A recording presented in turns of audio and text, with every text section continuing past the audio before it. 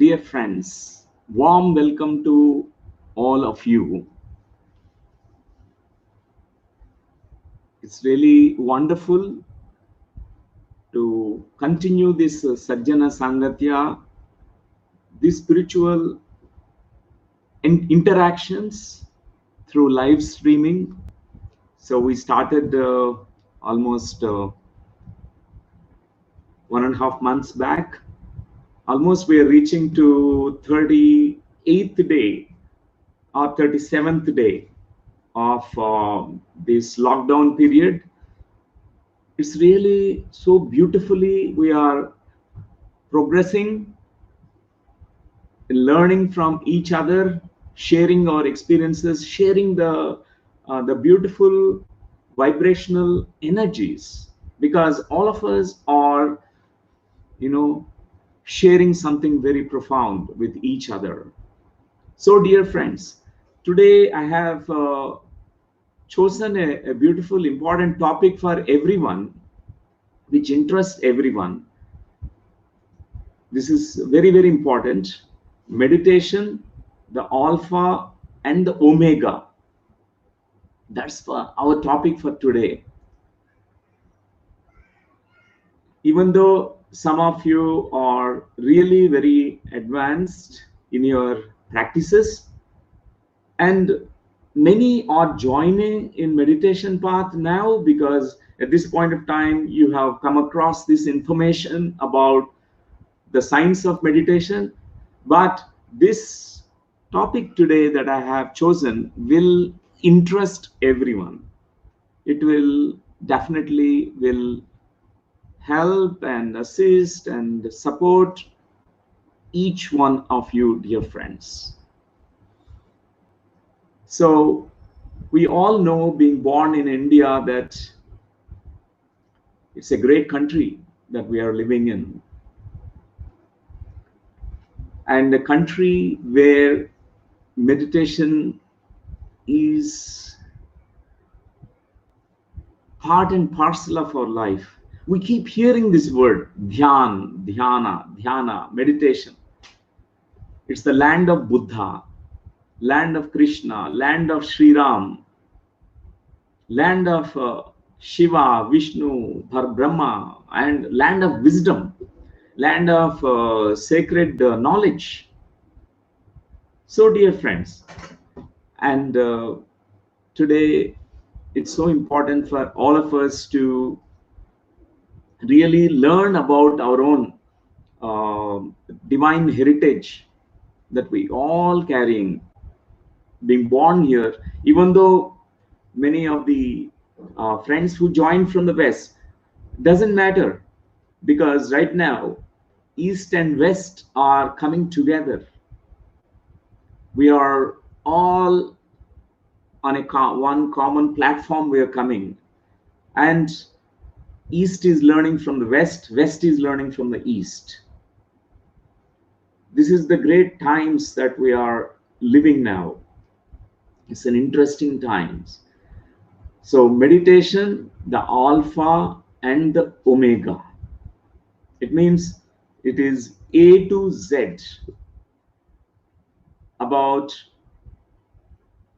our life. If we want to really lead a really beautiful life, if we want to really live excellently, if we want to live really joyfully, wisely, or with a lot of holistic way in our life, definitely we need to understand something about this meditation, which can bring to us alpha to omega. It will take us from the A to Z,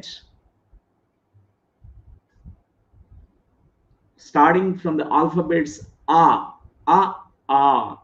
to aha, means almost to the very end. That is the beauty of meditation, because somewhere our quest begins to know the answers. We want to really understand about our life. We want to, more we understand about our own life, more we really create peace, more we create joy, more we really live and flow in our life. It's so important, dear friends, to really create this kind of joyful states in our life, which is possible when we really understand about this science of meditation. And just meditation is enough. Meditation practice is enough. That's what is our topic today. And in India, we keep hearing about the great masters like Buddha. When we think about the word meditation, what comes to our mind, an image comes to our mind, is Buddha's image. We'll not get any other image. We immediately remember Buddha. Meditation, we equate, we almost like represent meditation means Buddha. Buddha is meditation, meditation is Buddha. That's all. That is what throughout the globe, we all know that. Everyone, whoever thinks about meditation, immediately Buddha comes into their mind, into their heart. Because it is so true. If I want to learn flute, how to play a bamboo flute, I have to go to a master who can play a very good flute. If I want to learn about tabla, mridangam, some kind of percussion instruments, I have to go to an expert. Whoever is an expert in that field. Not all the musicians can play all the instruments. There are experts. So in the same way, meditation, we have to go to an expert. Whoever is really reached to pinnacles, reached to the excellence, reached to the heights, none other than the Grand Master Buddha, Buddha the awakened one. Why we should do meditation practice? Buddha used to give these very simple answers through many sutras for even lay people. He was speaking in the language of the lay people, laymen, who is not illiterate, who was not educated, who was just not studied in the school or college or nothing. They are living in the villages. And he was speaking in such simple words. That is the beauty of this master Buddha, sharpening the saw. This is what commonly Buddha used to explain. If you are, cutting an old dried tree to make firewood with a saw which is not sharpened, you may take 1 month time to really cut that dried tree, to cut the branches and to make the firewood. You may take almost 30 days. But when you sharpen the saw, it may take just maybe a couple of hours, maybe 6 hours, 8 hours. When you sharpen the saw, then you will take only just not even a day. And next few hours, you are able to make the firewood from this dried tree. So, dear friends, in the same way, whoever is a practitioner of meditation, whoever is sincere in their practice, they sharpen their awareness, mindfulness skills. They will sharpen the saw. They're going to really sharpen their whatever the faculties of awareness they have. They sharpen their intellect. They sharpen the moment to moment living. They really become an expert in living moment by moment. So it is so important. And the coronavirus at this point of time, during this social distancing, isolation, living in the homes, and we are not going out, and the only way is now to go within, because we have plenty of time. We are either sleeping or reading books or meditating, or we are also having some entertainment, some conversations. But when we are going within, we are sharpening the saw. We are refining our awareness and cultivating our mindfulness. So interesting, dear friends. And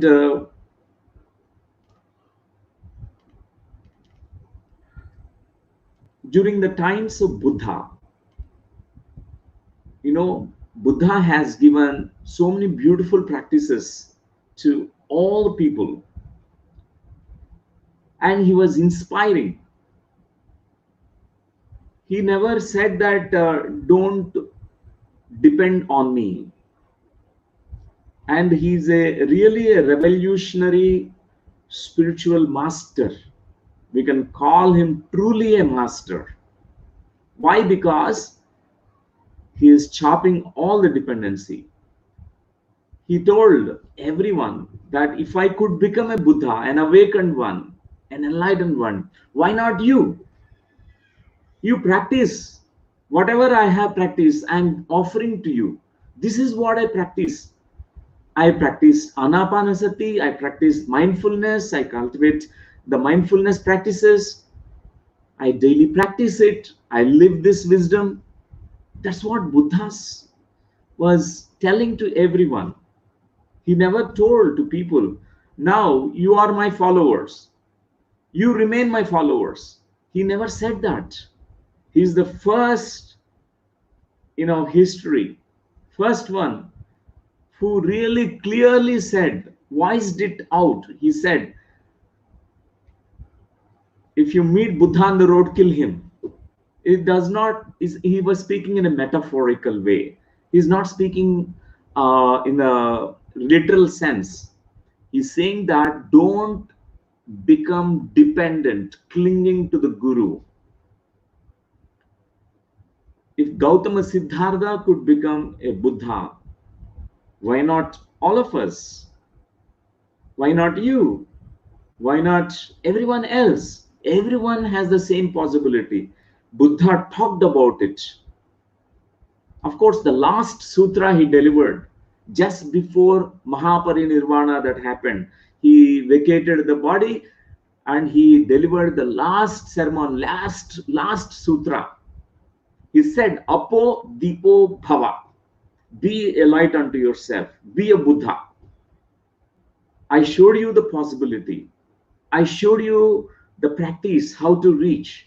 These are the steps. This is how I reached, climb the steps, the ladder to reach to my own inner awakening. The same way you can also do. This is what Buddha said. So, dear friends, most of the times we don't do that. What we do is we become so dependent, addicted, and to the guru. We worship the guru. There's nothing wrong in worshipping, having reverence, and all that. But we put the guru on a high pedestal. We go on praying to the guru and we go on touching the feet of the guru. My dear friends, you don't need to touch the guru's feet. If you want to touch the feet of anyone, it's better to touch the feet of our mother and father, because they are the ones who brought us into this world. Buddha was completely against this kind of practice where people worshipping and putting the Buddha on a high pedestal. He was always talking about, if I could become a Buddha, you also can become a Buddha. Before me, there were thousands of Buddhas in the past existed. After me, there are going to be thousands of Buddhas going to come. And now, along with me in the Sangha, there are thousands of Buddhas. You also can become an awakened one. And he was always directing everyone to the practice of meditation. So in India, if we notice, or in the world, even it's the same thing in the around the world. After the master, whoever is the master, delivers the teachings, the wisdom, and suddenly we forget the teachings. We start actually worshipping the master. And now the same thing happened in Bangladesh, same thing happened in the West, in all the countries. We go on now praying, worshipping, and chanting the name of Buddha, chanting the name of Jesus Christ, chanting the name of Allah, chanting the name of Prophet, chanting the name of Guru Nanak Ji, chanting the name of Lord Krishna, Rama, and all of that.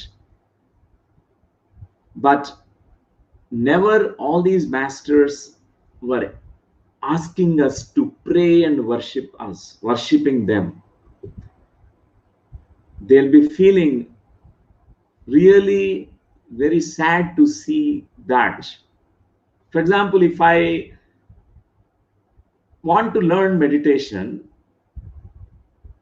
okay, if I go on now chanting meditation 72,000 times per day, around 40 days, maybe I complete 50 lakh times chanting the name of meditation. Do I get meditation? Think about it, dear friends. Do I really can become a meditator by just chanting the name of meditation? Dhyan, dhyan, meditation, meditation, meditation. Can we all become Buddhas by chanting the name of Buddha? Buddha, oh Buddha, Buddha, Buddham Saranam Gacchami, Buddham Saranam Gacchami. Do we really become Buddhas? Do we become really wise by chanting the name of Krishna? Om, Hare Krishna, Hare Krishna, Hare Rama, Hare Rama. Do I all really understand about what really Krishna talked about, what he offered through Bhagavad Gita? Can we really become wise? Not at all, dear friends. And we really must understand this. For example, if I want to learn cricket, if I say, Om Sachin Tendulkaraya Namaha, Om Sachin Tendulkaraya Namaha, Om Sachin Tendulkaraya Namaha, Om Cricketaya Namaha, Om Bowlingaya Namaha, Om Battingaya Namaha, Om Fieldingaya Namaha, do I get cricket? No.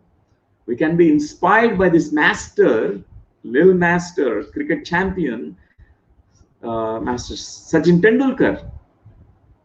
And we have to practice, go to the field and practice playing cricket.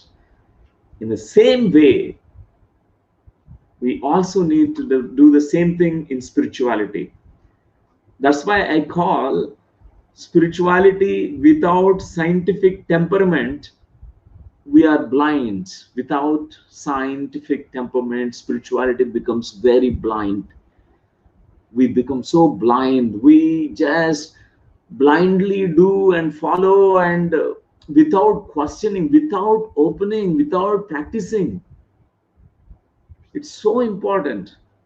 We have to be really bring the scientific temperament. If we look at all our scientists, whether it is Isaac Newton, Albert Einstein, Faraday, or Thomas Alva Edison, almost hundreds of discoveries. Thomas Alva Edison just is a uneducated, illiterate also. He was staying in the home. He was conducting so many experiments. He learned science just like that, just like fun. But he developed such a keen interest. Later he discovered so many things. Even the same case with Faraday. Same case with Albert Einstein. He was failing in certain subjects. But all of them, the genius. But even now we remember those scientists. Albert Einstein, we remember all those scientists, But now we don't pray to them. We don't worship, oh, Einstein, Einstein, we don't worship. But we taken the essence of their discoveries and we apply in daily life. We need to do the same thing with our all the great teachers. Buddha, same thing we need to do with the Buddha also. Buddha is such a great master to open the doors of that possibility, how any human being, even an illiterate, also can become a Buddha, an awakened one, a master. The same message was delivered by all the masters. If we listen to carefully, Lord Sri Krishna, he also talked about it, that don't depend on outside things, don't depend on outside people. Only an external guru is only an inspiration. He only brings you to your inner guru. He only makes you look at your inner guru. That's his job. He tells you that Udared Atma Atmanam Atmanam Avasadhyat. This is one shloka by Lord Sri Krishna. He said, uplift your own soul. Udared Atma Atmanam Atmanam Avasadhyat. Don't expect others to uplift you, to heal you, to transform you, to give you all the wisdom by placing their hands on your head. Lord Sri Krishna told it's not possible. You need to do your practice. Otherwise, the whole globe would have become already enlightened. If a guru keeps his hand on our head and we become enlightened, the whole earth would have become enlightened. But it's not the case. By keeping the hand of the guru, you will not be enlightened. By just worshipping, praying, and falling onto the feet of the guru, we will not be enlightened. Whatever Buddha, whatever those gurus, teachers practiced, whatever they prescribed, whatever they asked us to do, that practice need to be practiced. If we truly learn from all these masters, we immediately become not a devotee, instead we become a disciple to all these masters. Otherwise, throughout the globe, we want to become a devotees. Even India is the land of all Babas and Swamijis and gurus. And throughout the globe, it's the same phenomena. We make somebody a guru and put the guru on a high pedestal, make him seated on the high pedestal. And we always think so low about ourselves. And how can we ever reach to that state? Then we only admire, oh Guru, oh Guru. A real master feels they won't encourage that kind of stuff. A real master wants you to also become master. He says, now practice, my dear friend. Don't put me on a high pedestal. We are all the same. Only I did my practice of meditation. I realized myself. The same thing with you. You practice these teachings. These are my discoveries that I made through my own practice. This can be helpful. These are pointers to you. So, dear friends, we don't need to put any guru on a high pedestal. We can have a deep respect. For example, my guru, Brahmashri Pitamaha Patriji, who taught me meditation, I have very deep reverence, a deep maitri, deep connection. I have a deep gratitude. And I sincerely practice meditation. My guru, Brahmashri Pitamaha Patriji, told me, don't depend on me. Don't come to ask me questions. You find out your own answers. He taught me how to observe the breathing. He told me this about this practice. He said, 40 days meditation practice. Every day, 3 hours you practice. When I heard this, I thought, I want to see this Guru. But he is saying that 40 days after the practice, I must meet this Guru. So I continued my practice every day. But I found it so challenging. But within 40 days' time, I was so sincere. Initially, it was difficult to control this monkey mind.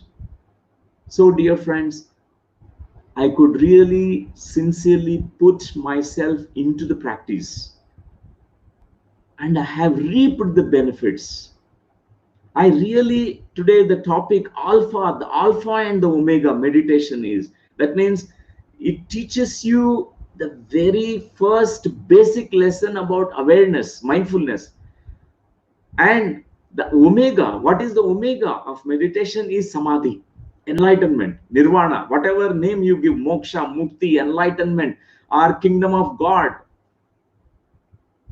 This is what Lord Jesus Christ said. Kingdom of God is nothing but enlightenment, nothing but nirvana. There's the kingdom of God within us. It's not somewhere else.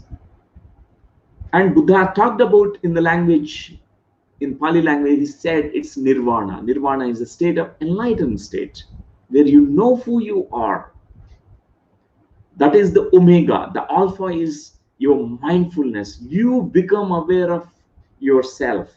First, you become aware of your mind, all the monkey nature of your mind. You become aware of your habitual thought patterns.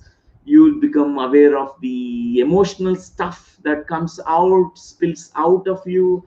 You become aware of your how life is a mess in your life.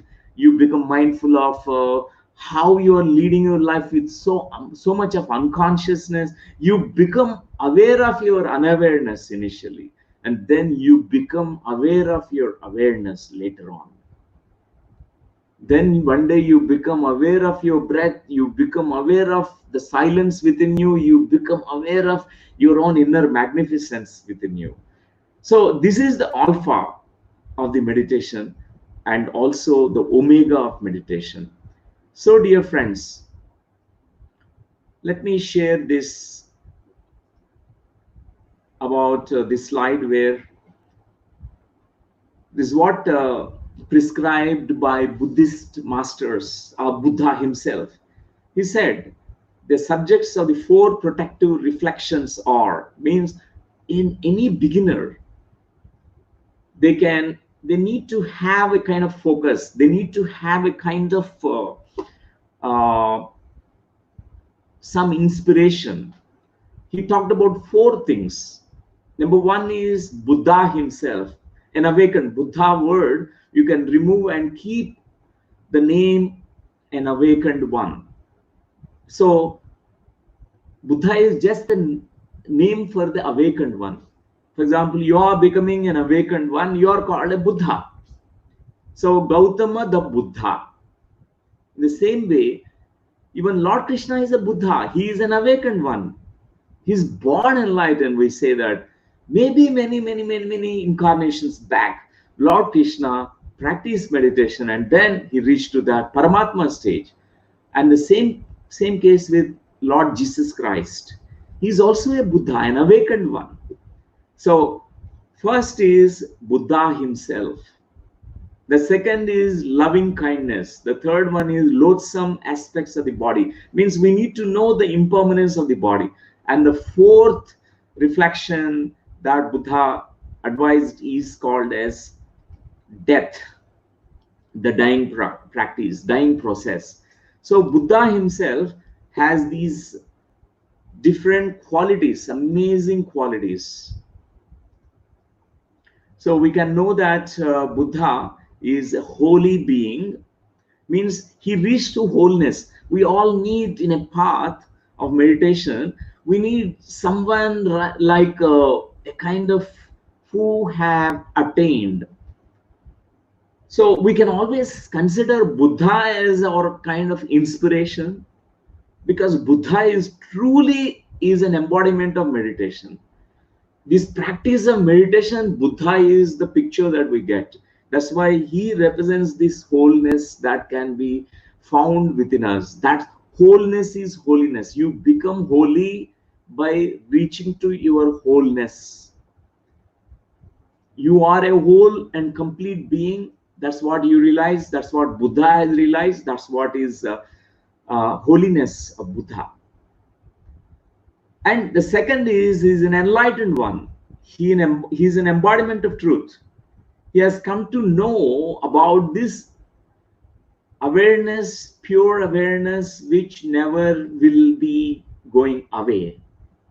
The body may be extinguished, the body may just uh, become dust unto dust, the body may die, the mind may die, but this awareness within you is the light within you, which will never will be extinguished. It always will be remaining in you. So he reached to that what is called nirvana state. This is another important thing, the quality of Buddha, an enlightened one. He's an embodiment of truth. He's seen the truth as truth, false as false. And the third quality of Buddha we need to know is walking the talk, meditative living. His conduct means he brought everything, whatever that he realized inside, he brought it into the daily living. He was living the meditation. He was the living his wisdom in daily life. He has become like a Buddha in life itself. Meditation living, meditative living. Like many, they only while meditating they only realize things in the head only during meditation, but once they open the eyes they forget everything in their life. They become angry, they have animosity, they sometimes hurt others, they have wrong speech. Many things are coming out of us. But walking the talk, whatever he used to tell, he used to practice it. And the fourth quality of Buddha, because this is what inspiration of Buddha is about, common sense and uncommon sense. He has the greater uncommon sense, means intuitive wisdom, intuitive intelligence. That means he surpassed the greater intelligence of the soul. He has come to know about it. And also he always carried the common sense, what to speak, what not to speak. We all must carry this common sense, when to speak, when not to speak, how much to speak, how much not to speak, when to express, when not to express. For example, you have anger, how to express anger, when to express anger, whom on whom to express this anger, what's the right dose of anger that need to be expressed, in what way you need to express your anger. This is called common sense. For example, in our daily life we encounter many situations, and because we lack common sense we go through so many kinds of troubles in daily life. A spiritual person really means that he also carries this common sense. We bring it into daily life, daily living. When you are eating food also we must have common sense. And in every aspect of life common sense need to be there. And then the fifth quality of Buddha is caring for the welfare of everyone. He's a welfarer. He always wishes the welfare of not only himself but welfare of everyone, the society, people, the whole globe. And another quality of Buddha is he's the leader, a true leader, a spiritual leader, and a leader without leading. Generally, a leader is very dominating, imposing, authoritarian, pushy, autocratic, that kind of dictator leaders we find in the world. But Buddha is a kind of a different nature. He is always leading without leading, because he always empowers, inspires, whoever comes to him, he makes everyone a leader. He has become a ladder to everyone. A true leader becomes a ladder. That's the really the true meaning of leadership means. He is guiding without guiding. He is empowering without empowering. Without saying any word, he is also communicating with people. Look at the ancient times, the Buddha's time. There's the biggest Buddha Sangha was existing. Almost more than millions of Buddhist monks. They were actively formed many spiritual community around the globe. They mean Southeast Asian countries. In India, we have the largest Buddha Sangha. All the monks, they used to have such coexistence, because under the leadership of Buddha, he never told anything to anyone, but he was leading silently everyone. And he is such a great teacher. Even a lay person used to understand about what the language of Buddha. So simpleton. He's not really a teacher. He used to call himself as a Kalyana Mitra. Kalyana Mitra means who is called as a noble friend. He used to always tell to people that I am your friend. Don't call me a guru and teacher. I'm an awakened one. Of course, I'm an awakened one. But I am not a teacher to you. You are a teacher unto yourself. Meditate, practice meditation. So he was teaching without teaching. He was inspiring. He was really set an example to the even to the whole globe, even the modern community, modern society, even today, current times, this yuga, particular time period, Buddha is always such inspiration, such role model, such an example. And he is known as an awakened one. He is awakened to his fullest faculties of senses, not only five senses, even other senses, and he is even all the wisdom. Is an awakened one. He is an exalted one. Whatever that we can think about, the peaks, he reached to the highest levels of consciousness. So that's why I'm sharing about these beautiful 9 qualities of Buddha, so that we also are inspired by Buddha. That's why we all need to have a kind of a role model. So we all know that, okay, this enlightened being, this Buddha, his whole, complete, enlightened one, walking the talk, and he has common sense and uncommon sense, caring for the welfare of the society, and the leader, teacher, awakened one, and he's an exalted one. And the second protective contemplation or reflection, which forms for every beginner, it really motivates and makes them move forward, is called loving kindness. This loving kindness is so important, dear friends. It's our true nature. It's our, really, in all of us, this loving kindness exists. So when we are in deep contemplation, when we're looking inwardly, we recognize that we all want to really experience this loving kindness. We want to be kind, and we want everyone to be kind to us, whole existence to be kind towards us. And we also want to be kind towards others also. Nobody wants to be angry at others. Nobody wants to hate anyone. That's our true nature, this loving kindness. And the third important reflection Buddha advised is loathsome aspects of the body. That means this body, one day it goes through decaying process, it goes through illness, it goes through death, old age and death. It's so natural. everybody, whoever is incarnated in a body, know that the body goes through this process of change. Body goes through several changes.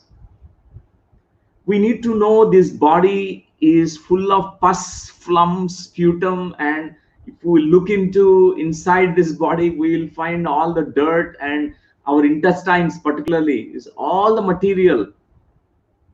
Only outwardly we are looking in a mirror and we say, oh, whoa, it's a beautiful body I have.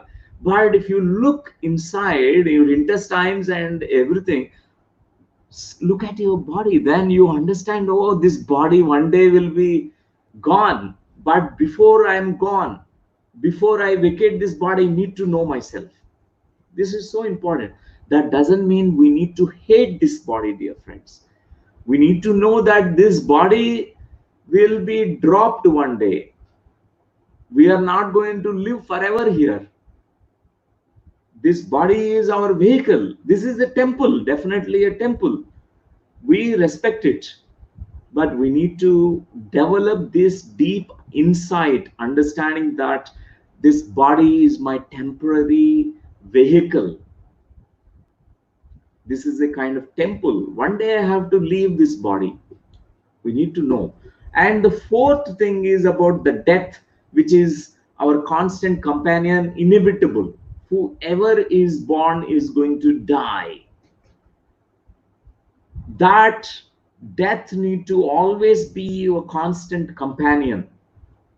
We need to live as if this is our last moment.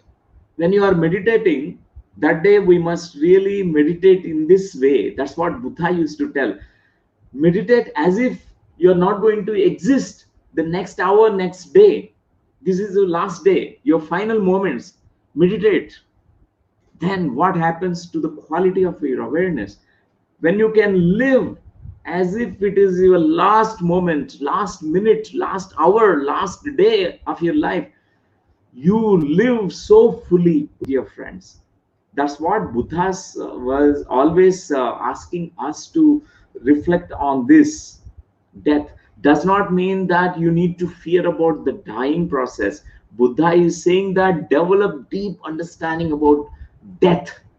Buddha wants us to know that before death touches you, you understand what is deathlessness in you, so that you are an eternal speck of consciousness which will never will be gone.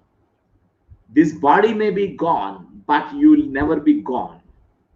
So dear friends, Buddha is our great inspiration, the greatest inspiration, because he represents meditation. The only one and only one Buddha, the Gautama Siddhartha, who has reached to highest peaks and pinnacles. He is our inspiration in the past, in the present, even in the future. And the whole world also turns into Buddhas. One day or other, everyone will become a Buddha. Everyone will be a Buddha, because meditation now, everyone is opening themselves to learn, practice. They want to practice meditation. They're opening themselves to understand about this life, their life. And dear friends, Buddha, through his simple practices, what is called Anapanasathi meditation, watching the breath, he learned so many things. He was the enlightened one. His quest began to know what is dukkha, why there is suffering, what is the cause for suffering, because without cause there is no effect, there is no suffering. He thought about this, and his quest began to know what's the cause for suffering. That is what is called scientific approach. Buddha is a spiritual scientist. He practiced scientific spirituality. And he was experimenting, exploring, experiencing, enlightening himself, and enjoying all that wisdom that was unfolding from within. So, the final fruit of his great sadhana, his meditation practice, Buddha have come across this eightfold path, something very beautiful that he offered to the world. He said, shift yourself from wrong views to right views, from wrong results, wrong intentions to right intention, right results, wrong speech to right speech, wrong actions to right actions, from wrong way of earning livelihood to the right way of earning livelihood, from wrong effort to the right effort, from wrong attention or wrong mindfulness to the right attention, right mindfulness. And he said the last one is called Samma Samadhi, Samyak Samadhi. Generally, we misunderstand this Pali word. The last two, he said, Samma Sati, Samma Samadhi. Or in Sanskrit, we can say Samyak Sati, Samyak Samadhi. We have misunderstood as something different, but here, if we rightly understand the Buddha's expression, what is he really communicating with us? He was talking about right attention, right awareness, right mindfulness practices, and right meditation also. Why he is insisting on right meditation? Because meditation, if you begin the right meditation, it will lead you to the omega, the fruit of meditation called samadhi, through right key. And the key is going to be opening the doors of wisdom. So it is so simple to understand, my dear friend. This is what Buddha prescribed. He said, this is what we need to bring it into daily life. Shift your views. The way you look at your life, have right views. Don't be panicked in the corona COVID-19 situation. Have right views about the current situation in the world. If coronavirus, it goes away, another virus comes. We don't need to live with the fear. And we need to live with awareness, mindfulness. Right now, we are staying at home so that community spread is not going to happen. And through meditation practice, we are slowly transcending this fear. We are viewing this situation that to cultivate our mindfulness, to also increase our immune system, to raise our own personal immune system. We are doing that right now. So right views we need to know, because even this situation, all the dangers can make us stronger people. That's the right view. Every threat is an opportunity. Every danger is opening a door for a new possibility. And right results we need to have, right understanding, right results, right intention, samma sankalpo. Have right intentions. Don't always wish bad for other people. Wish good for everyone. Always we must have right intentions. We must not feel greed for things. We must not say my company must go up and other companies must fail. Not at all. That's a kind of wrong results. It's a wrong intention. Even wish good for others, meditation also. Don't feel jealous others are opening the third eye and evolving, they're becoming enlightened. Wish good for everyone. That's the right intention. Right speech. We need to develop the right speech, dear friends. This is so important. The Buddha emphasized on all these minor, small things. These small things are big things. Wrong actions to right actions. He said, right actions, right actions. Always your action must be any effort that comes out of you, any action that's coming out of you. It must be not hurting others, not violent action, not violent behaviors. Your conduct must be right. It must uplift and inspire others. Even right livelihood, right kinds of wholesome effort. There are unwholesome efforts. We don't give our best any given point of time. We must give our best any given point of time. And then right mindfulness. We're going to talk about this today. Right attention, right mindfulness, right awareness, how we need to live mindfully every moment. Right meditation also. What is this right meditation? We're going to talk about it, dear friends. So, has not Taoism repeatedly stressed that easy is right, right is easy, easy is natural, natural is easy, natural is right, right is natural. Keep to the easy, keep to the natural, and you will always be right. Stick to the small things. This is what the ancient Chinese wisdom, Lao Tzu, Chuang Tzu, these masters were talking about. Confucius. So easy is right. So breathing, breath practice is easy. It is right. Right is easy. Easy is natural. So it is so natural. Your breathing is so natural. It is easy and it is natural. It is also right. So when you're practicing something like that, you will always go in a right direction.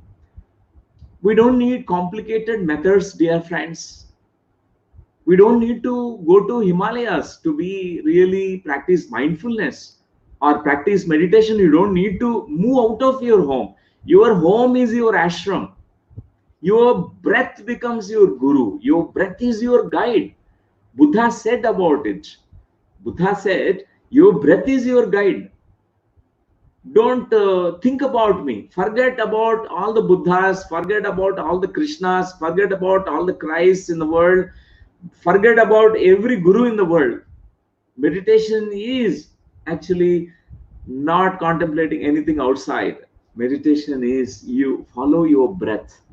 Your breath is the natural guru, guides, your companion, your friend from birth to death, which is accompanying you. So, my dear friends, meditation is alpha and the omega. When we say that, it means it really from the body and the mind and then intellect and the soul level. At all levels, it benefits us. In the body level, you become really healthy in your body. You really become well-being. You create well-beingness in you through meditation practice, through simple practice of breath watching, breath awareness. And mind, your mind becomes so peaceful. You achieve mental peace and you can enhance the powers that you have in your mind, like mind mastery. You really have great memory power. You have ability to focus and concentrate on things. You can do so many things with this mind. You become the master of this monkey mind. Real troublemaker is this mind. You become the master of it. And then your intellect becomes sharp. You know what is right and what is not right. This intellect in Sanskrit, it's called buddhi. Our buddhi becomes matured buddhi. Before it is like a bud in the form of a bud. Now this bud has become a flower. Your buddhi is now opening all its petals. A matured intellect, you know what to do, what not to do, what to speak, what not to speak, what to when to speak, what not to speak, what is dharma and what is the adharma, what is nitya, what is anitya. You will come to know everything about it through your sharpened intellect. And at the soul level, this is called omega. Omega means almost like at the soul level, you reap all the fruits. Like one is all the experiences of the soul, which finally results into your enlightenment or nirvana. That's what is the soul level that happens through meditation practice. So my dear friends, 6 mindfulness practices Buddha has given to us. Today, I want to emphasize on these practices because it will really give us so much clarity. We need that clarity. Many around the globe, they confuse the Buddha's method. They think that they're always watching the body sensation. They think that they're practicing Vipassana. They're not practicing Vipassana. They're all practicing only body awareness, Kayanupasana, they think that it is the Vipassana. But Buddha insisted upon reaching to Vipassana state. I tell you this steps that Buddha explained. One, the first thing is called as Anapanasathi, mindfulness of your breathing. Anapanasathi is the Pali language, which means ana means in breath, pana means out breath, sati means the process to be one with, the process of observing your in breath and out breath. For example, you are sitting comfortably, you are noticing the breath which is going inside you, the breath which is going inside you, and the breath which is coming out of you, out of your nostrils. This just simple practice is called Anapanasati.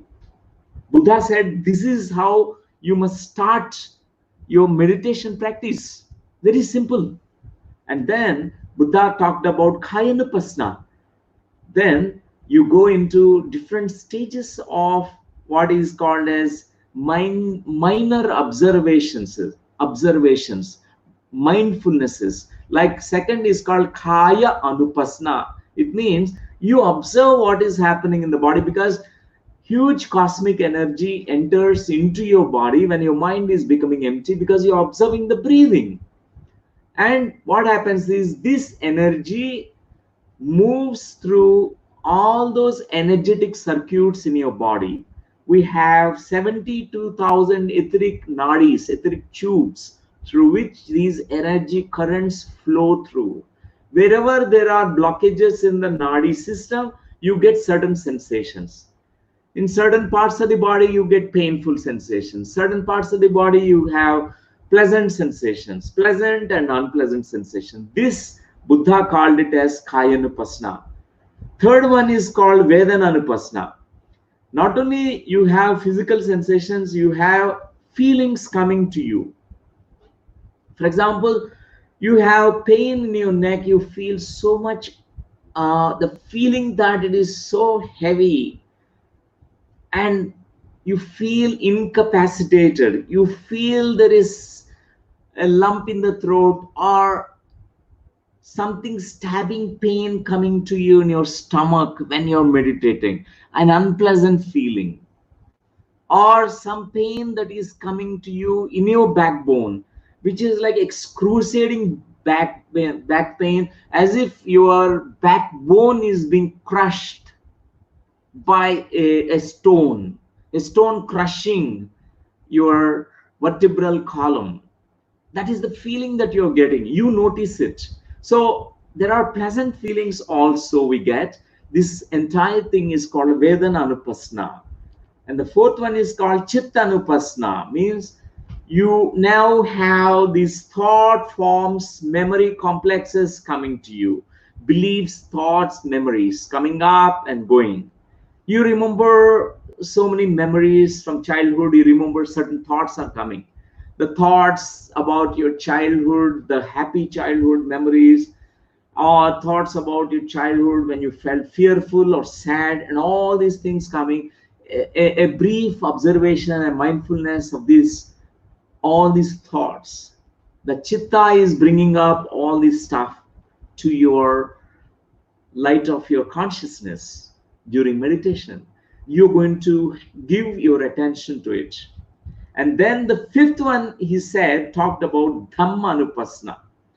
Dhamma is called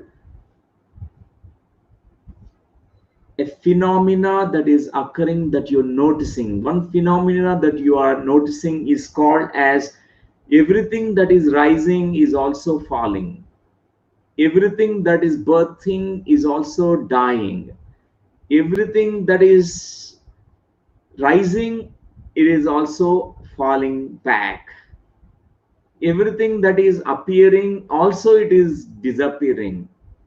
So this is what is the beautiful stage where you understand about the insight of impermanence, anitya. Buddha called this as dhamma. A dhamma, an insight arises that, okay, in my body, in my falling, breath is entering into my nostrils, breathing is coming out of my nostrils. Now in my body, pleasant sensations arising and falling. In my body, unpleasant sensations rising and falling. And the same thing with the feeling center, the heart center, the feelings are rising and falling. And the same thing with your subconscious mind, all the memories rising and falling. And you understand now the phenomena of change. Everything is changing. This too shall pass away is a very deep, profound insight that we learn during the stage where Dhammanupasana is occurring.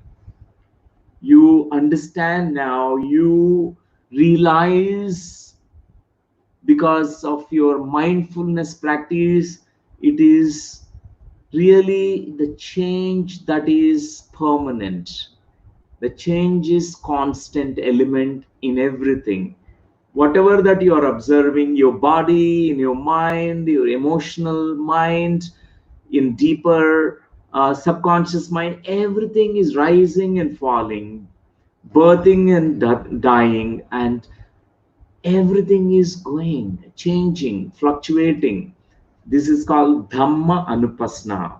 So, dear friends, Buddha was always insisting that first you majorly focus on your breathing, and the rest of all these mindfulness practices are just the comes up. Anupasana means only minutely see that. Don't be caught in that sensation. Don't be caught in body sensations.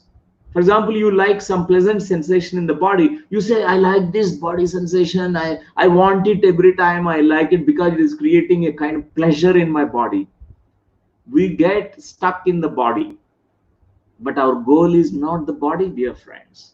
And many, they stuck to the body sensations. But our goal is neither you crave for the sensations which are pleasant, neither you develop aversion to unpleasant sensations. You remain in the neutral position. This too shall pass away. This also rising and falling, it goes away. That's what we need to develop. That's why he said, only minutely observe and quickly come to the stage where you really go beyond the body. Vedanupasana, feeling center, Chittanupasana, the subconscious stuff, all that. Then Dhammanupasana, change which is the constant one, impermanence, that's constant one. That we need to observe. Then what happens is you arrive at Vipassana state. So many think that around the globe, this is what they think.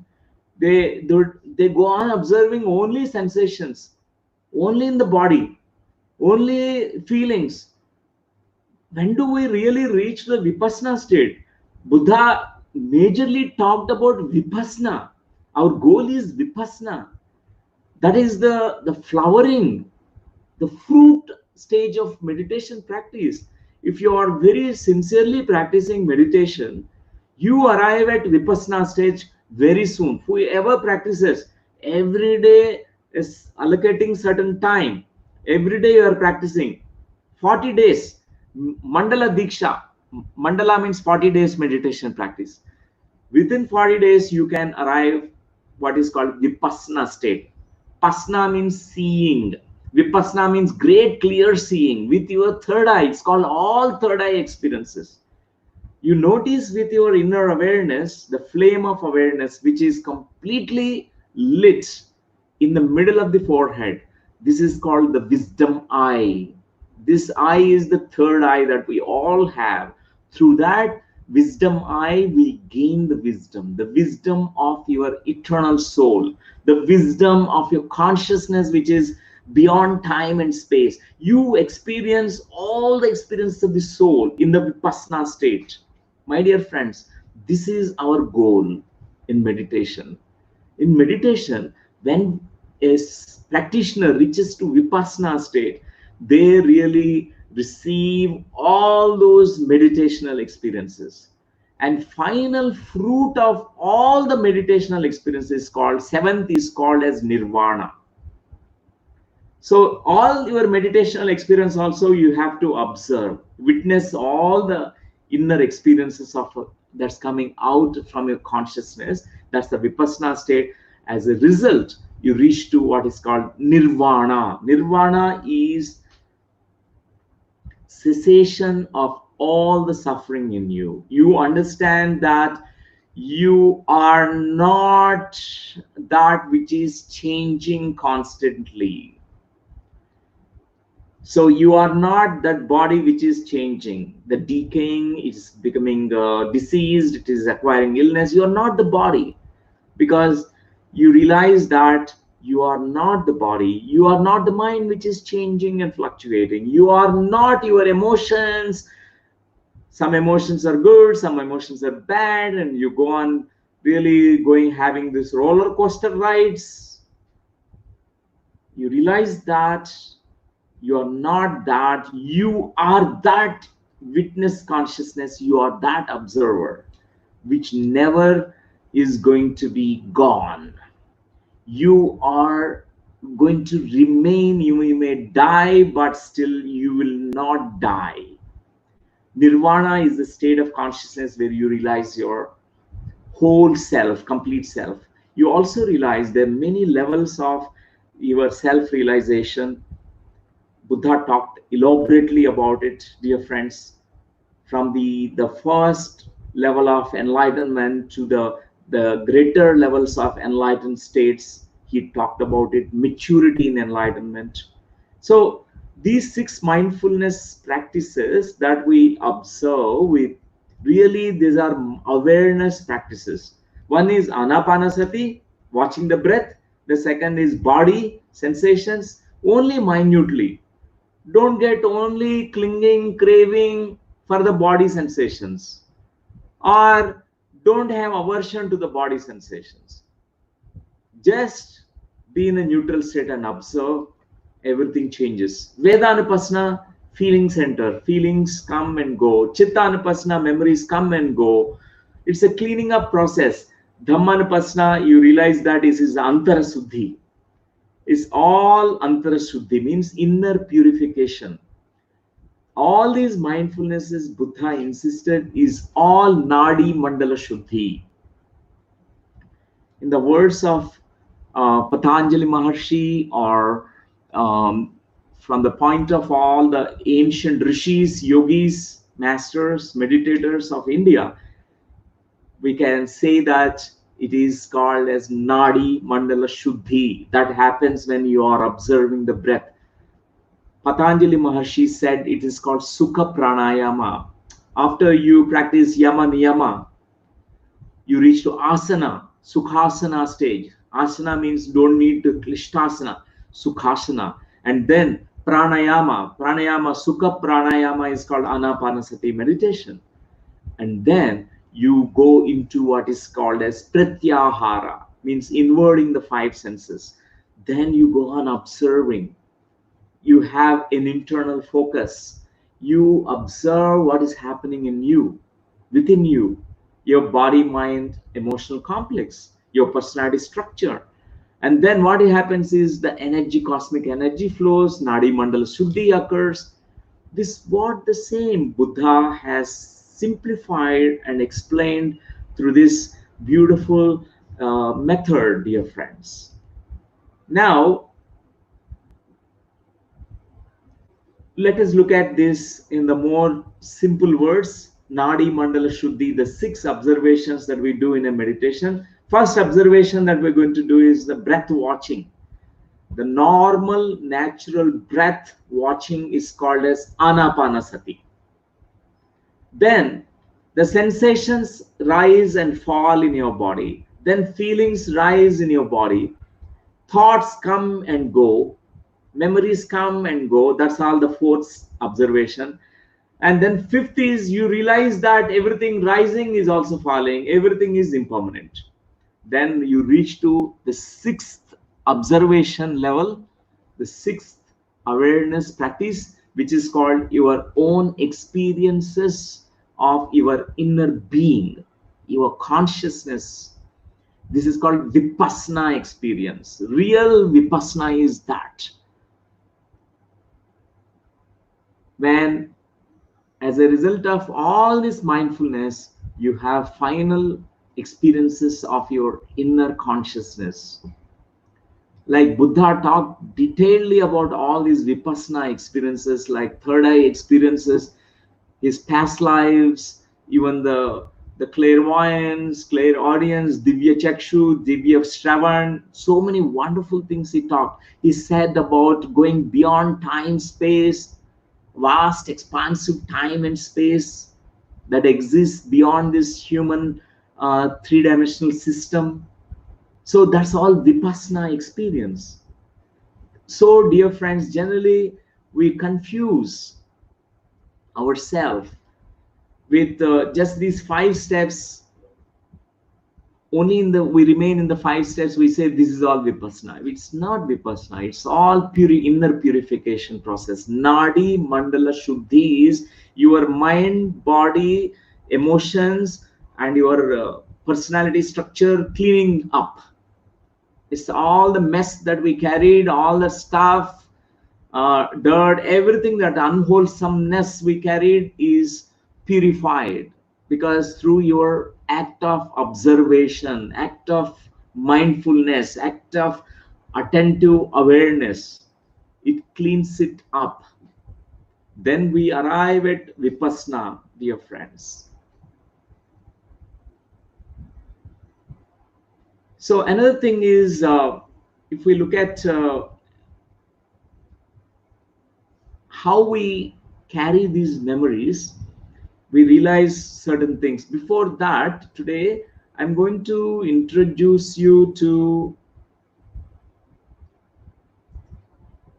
a friend, a Sangha member, and who is really sincerely practicing meditation since many years. He is a Sangha Maitreya from QLU Sangha, who came in contact with all the beautiful Sangha members here. And today I invited him to share his experiences. His name is Sankeet. Welcome, Sankeet. Welcome to share your experiences today. It's so wonderful to have you here. Sankeet, I know him since a long time, not only this life, maybe quite many lifetimes, because always we keep meeting our friends again and again. So, Sankeet, can you please share about how meditation helped you, how you began your meditation, some of your experiences that you have got in meditation, how you learned what meditation really, how meditation transformed you?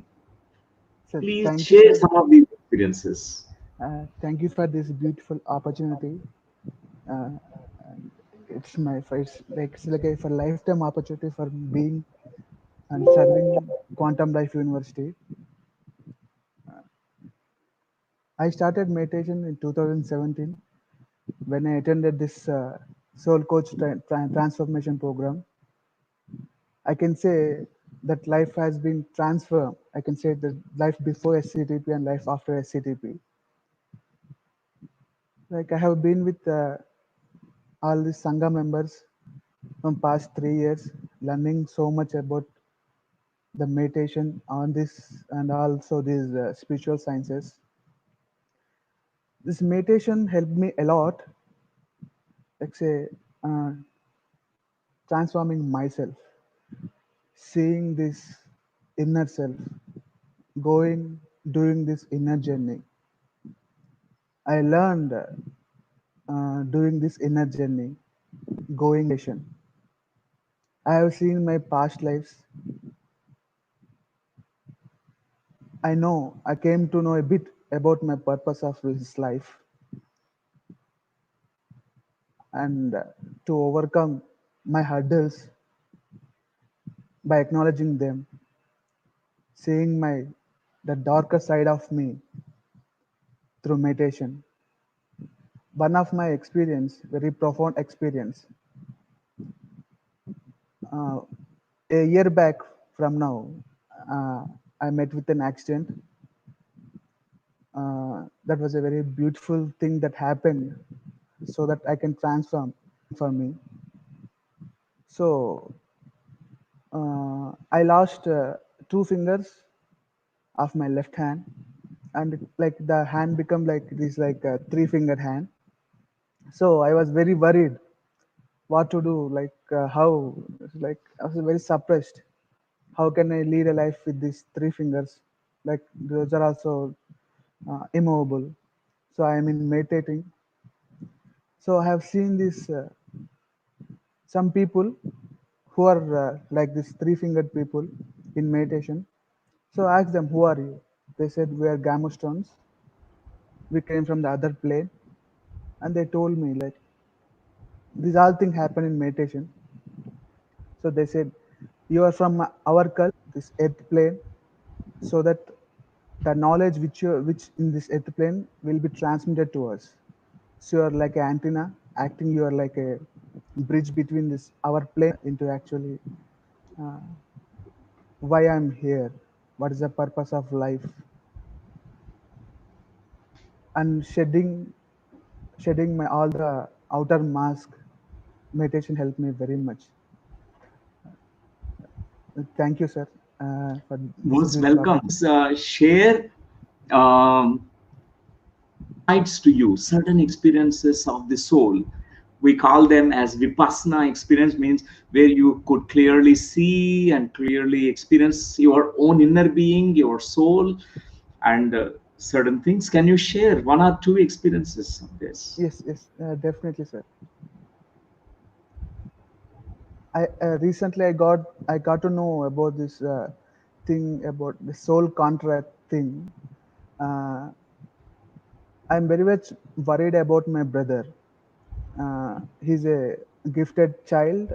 With with the guidance of Dr. Newton, I went into meditation. I've seen that soul contract because of the soul between brother man.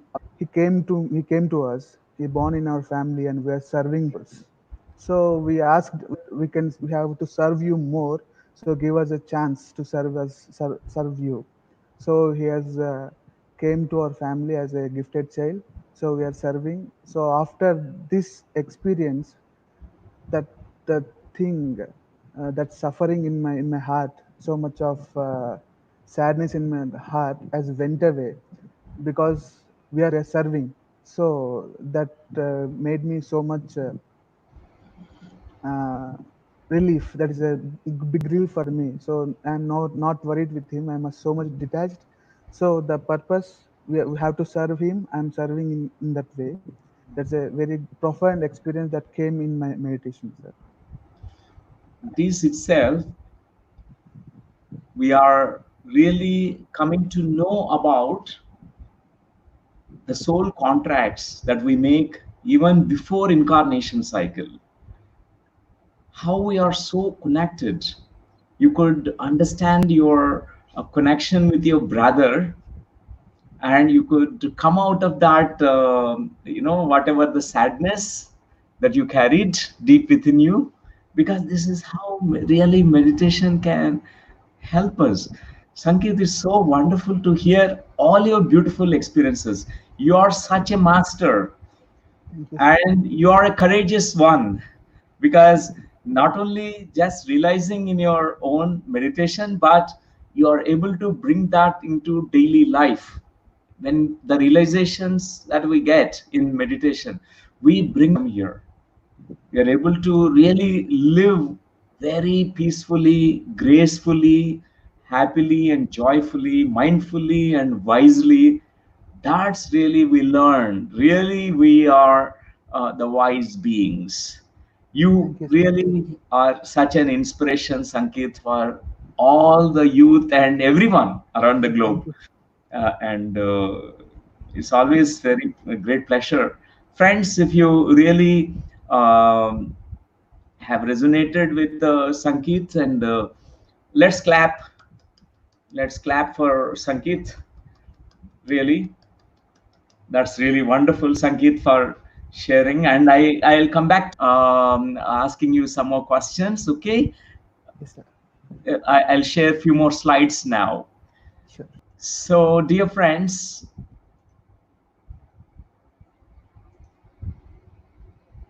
now I was talking about this memory processing. Are you able to hear, dear friends? Is the voice clear? Some of okay, maybe some network problems somewhere, but we'll get through it. We'll get good audio now. So, dear friends, I tell you these examples because we just talked about this beautiful method Buddha has explained, the path of meditation. And in any memory, we can understand through this metaphor of a memory. For example, we all have memories. There are certain memories which are pleasant and memories which are unpleasant. We label them as good memories and bad, hard memories and soft memories, and all these nomenclature, and we all give. So a memory is a memory. Certain memories are neutral memories. We know that even if you remember, it's there's no emotion attached to it. You don't feel bad about it, and all that. So there are three components that exist in every memory, whether it is good, bad, or neutral. So that's what we need to understand, because when we are stepping into meditation path, we also are our through our consciousness and awareness, we are processing these memories. I'll explain to you about this. In a memory are there. So thought, feeling, and sensation. There is a thought, a belief in any memory, and a feeling that is arising in you. There is an emotion attached to that memory, a feeling attached to the memory, and a body sensation, a sensation in the body. These three components exist in every memory, dear friends. Is it clear, dear friends, to you? I now bring Sankeet also to, so that we can speak about it now. So Sankeet, Sir. I think, yeah, I'm just finding a way to put you here. And okay, now I got you. So I'm talking about this thought, feeling, and sensation. Okay, in any memory, whether it is bad memory and good memory, right? These three components exist, right, Yes, Sanket? sir. Yes, yes, yes, sir. Yes, sir. Yes, yes. So because you have processed so many memories. I want you Yes, to tell me one good memory that you remember from your childhood. Any memory yes, sir. that comes to you spontaneously now. Yes, sir. Yes, sir. I was in a stage performance doing for this school anniversary day function, sir. Okay, I on a was, stage I was, performance. yes, I was doing very well, and people around me are clapping, and I was very happy. That is a Wow, thing that is, wonderful. So, yes, sir. can you close your eyes for a while? Yes, sir. Let's do the process work. So, dear friends, this is something very, very wonderful to know that in any memory there is a three components that exist. One is sensation, the second is a feeling and emotion, the third one is thought and belief. And Sankeet is right now is in front of us. Is in sitting with his eyes closed, and I'm going to ask him few questions in his meditative state. He is now with his eyes closed. Dear Sankeet, now I want you to observe your breathing. At this moment, notice the silence within you, the silent space in your mind. And also, right now, I want you to give attention, your awareness to this good memory that you already recall, which is still there in your fresh in your mind. Give attention to that memory. At this moment, I would like you to process that memory with all your attention and awareness.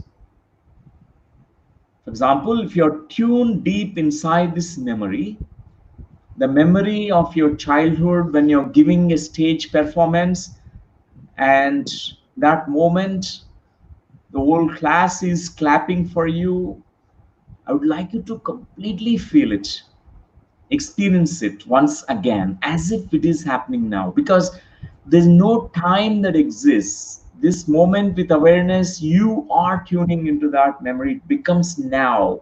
This is like your now and the past is bridged. At this moment, I want you to tell about how is your body feeling in this moment. What's the sensation that your body is feeling? It's kind of levitating feeling. Levitating feeling. Okay. And I would like you to give attention to this levitating sensation, and also what is that emotion that you're feeling in that moment, whatever it is. When you have in the body the sensation of levitation, featherlessness, or lightness in the body, like floating sensation, and how does it feel to you? To what is that emotion that you're feeling in that moment? It's a joyous feeling, sir. Joyous feeling, joyous emotion. That's really good. Now, I would like you to give attention to whatever the thought that's going on inside your mind, the thought which is rising in this good, pleasant memory. On the stage, you're giving good performance, everyone is clapping. What is the belief and thought in that moment that is perceived by your mind? Become aware of it. I have been creative. I have been creative. I'm creative. I'm creative. That's interesting to know that. So at this point of time, Sankeet, I Yes, would sir. like you to just notice it as a detached observer. Watch it mindfully. When we are mindful, we know that we are not that what we are watching. This is the memory that belongs to the past. We are labeling it as pleasant memory, but it belongs to the past, right? Yes, sir. So just become an observer of it. At this moment, I would like you to again bring up one unpleasant memory from your childhood, any memory that comes up spontaneously. Just give all the attention to that, whatever that negative, unpleasant memory which can spontaneously come up. Give all your attention now to it. Become aware of that. Feel it in your body as a sensation. There's sensation in the body. Give all the attention to it. And also, whatever the emotion that is bringing, give attention to it. And also, notice what is the thought, belief, thought, emotion attached to this. As this memory becomes very clear, as you observe it, I would like you to talk about it now. Describe about this unpleasant memory, dear Sankirt. Yes. There is a very bad evening. Bad evening. Yes, I was in a tuition. Right. Uh, I'm about to. The teacher is asking me question, unable to answer. Uh, he's about to beat me with the stick. About to beat you with a stick question, and it's a bad day for you. Yes, Okay. sir. And how old are you approximately? What class are you studying? That is in my seventh class. Seventh class. Okay. Yes, sir. Yeah. So you're saying it's a evening time? Yeah, evening, almost eight Evening time. o'clock in the evening. 8 o'clock in the evening. Yes, sir. Right. So right now, give attention to these three components of this memory. One is the body sensation. What is your body feeling in that moment? What is the sensation that you feel in the body? And you are unable to answer. You perceive that the teacher is ready to beat you with the stick. And Yes, in that moment, what is the sensation that you feel in the body? it's very shivering and Shivering. sticky. Your body is shivering. And what's happening emotionally in that moment to you? It's a very fear and gripping kind of. Fear is gripping in you, the fear is rising in you. And what is that thought that has come up in that moment? What belief is formed in that moment when this bad memory is occurring? It's better someone could save me from that situation. Someone would come and save me from that situation. Okay.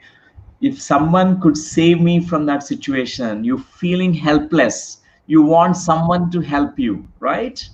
Yes, sir. Yeah, that's the thought. If someone could save me from this situation, right? So at this moment, just observe, be mindful. The awareness itself, when you're watching the sensation, emotion, and the thought, and the whole memory complex. This memory is a complex memory in that there is a thought, there is a feeling, there is a body sensation. And now become completely either clinging to the memory nor you are pushing, repelling the memory. You don't need to push away this memory. You don't need to develop an aversion to this memory. Neither you don't need to cling to this memory. Right now, just be a witness watching this memory. Everything that's rising is also falling. To reinforce this idea about rising and falling, you can notice how your breath is rising and falling. It's rising inside and also falling. Also, your chest rising and falling, your abdomen rising and falling with each breath. Notice that.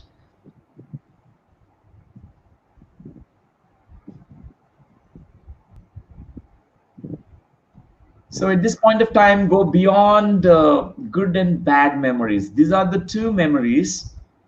There are certain memories which are good in your life, certain memories which are bad, and certain memories neither bad or nor good. They're called neutral memories. So all the memories, Just you can observe as this observer who is a witness consciousness, who is an aware being.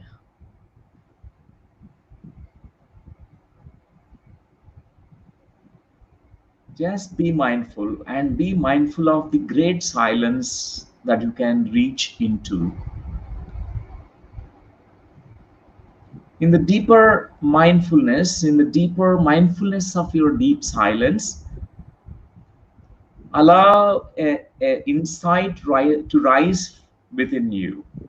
What is that insight that is rising within you when you are now going beyond good and bad, right and wrong, pleasant and unpleasant, because you are completely an observer, a watcher, watching. This awareness in you is rising. What's happening right now? You can let me know. Could able to see some red and black spots Yes, with a white background. right. That's good. So the white background is like a black spot, and just what is the insight that you're gaining from your own inner awareness, inner being?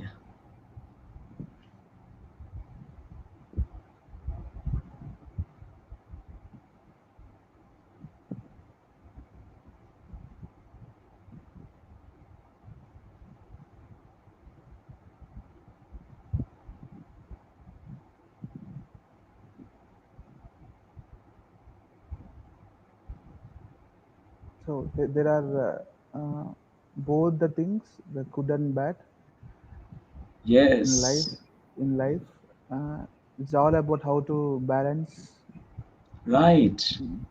both.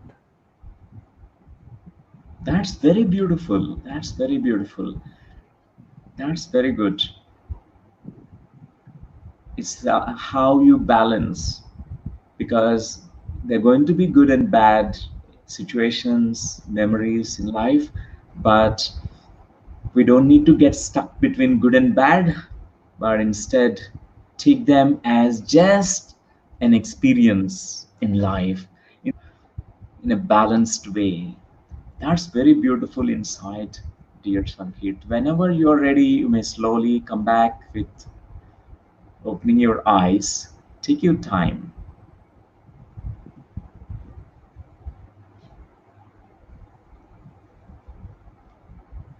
That's wonderful. That's wonderful. That's wonderful. Thank you, Thank, Sankit.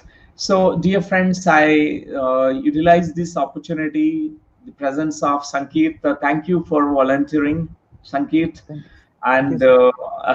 so, this to demonstrate about how this memory, even a bad memory or a good memory, it has these three components, dear friends. We should not cling to good memories also.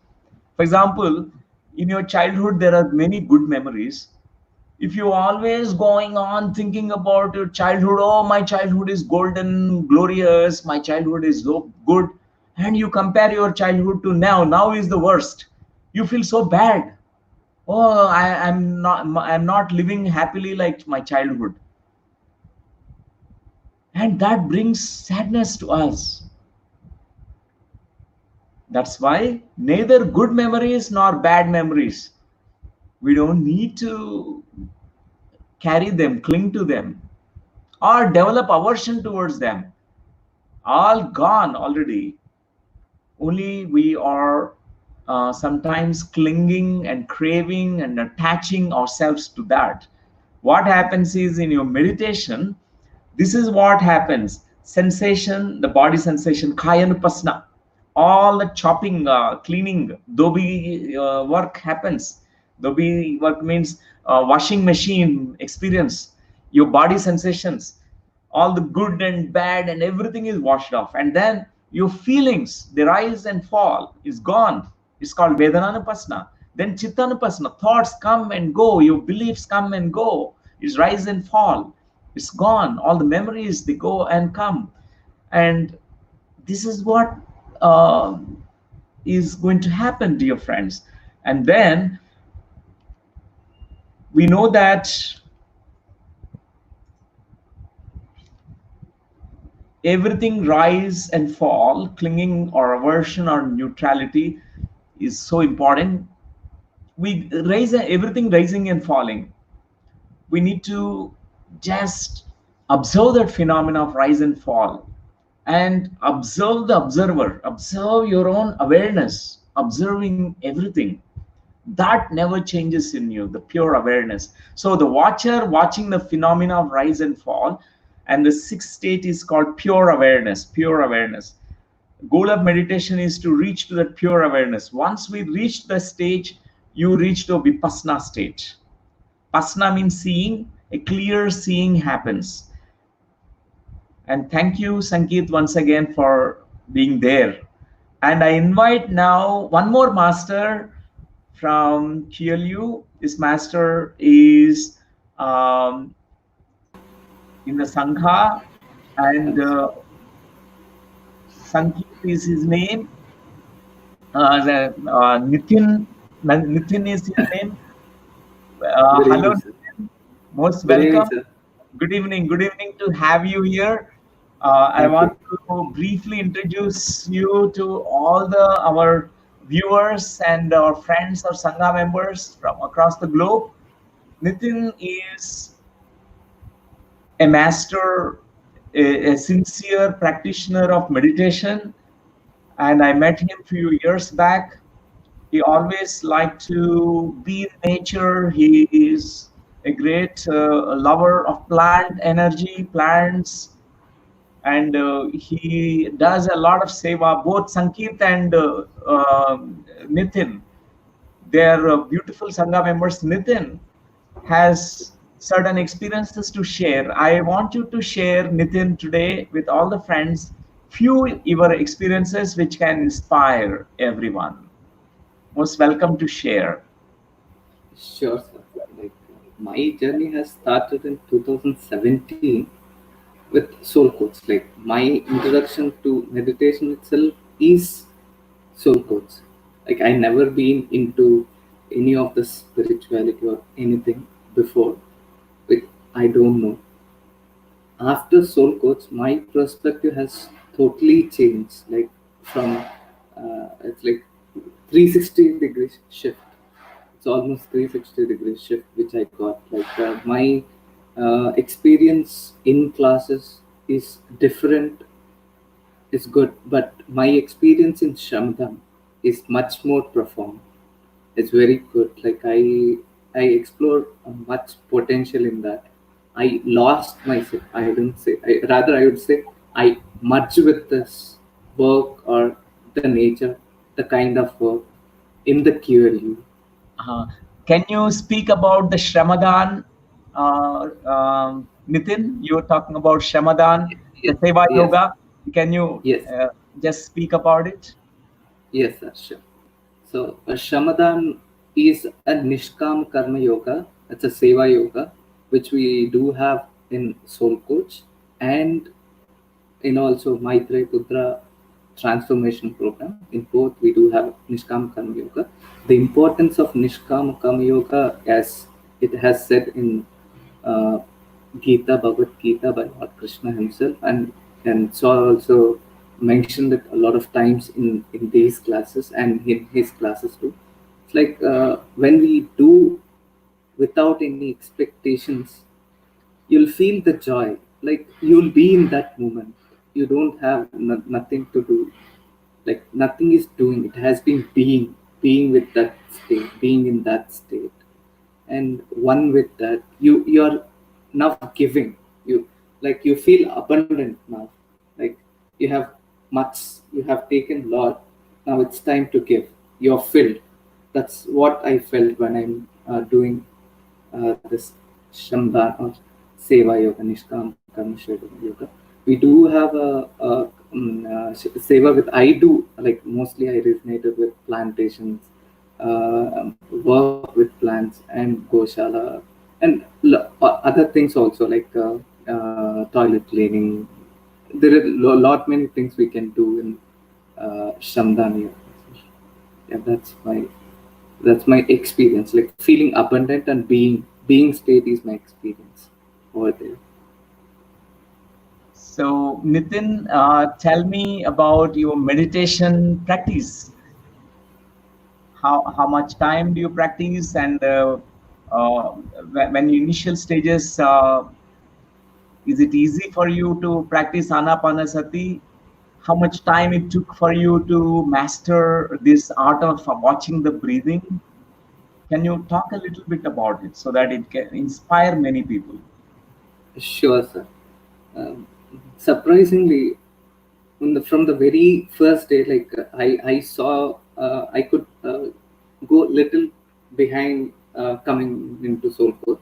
So I need to tell people my experience about the inner child program, which I saw, like many of you who is seeing this for the first time. I saw a video of inner child, which Dr. Lakshmi ma'am has spoken about. Then I realized that I do have a lot of mass, or lot has been suppressed. So I like that, and I did meditation while ma'am was guiding then and there itself. Like I connected to a issue, like I went very deep inside in the very first minute. So I'd like to say to all of you who are being there here for the first time, it's nothing very difficult. Like you will connect to it. It's very easy. Just observe it.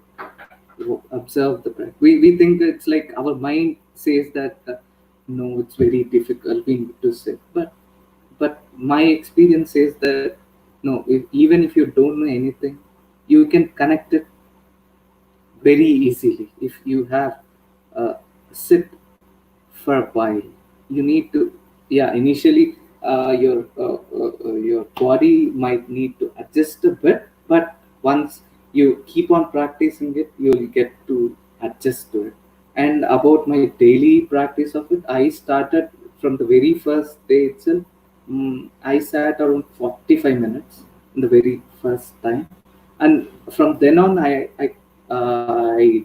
doing it every day. It's been almost 2.5 years uh, till now. So I'm doing it, practicing it almost every day in the morning, and whenever I get time, I'll do it in the before going to bed also. So twice a day, I'll do it twice a day. It now it has been increased till 1.5 hours.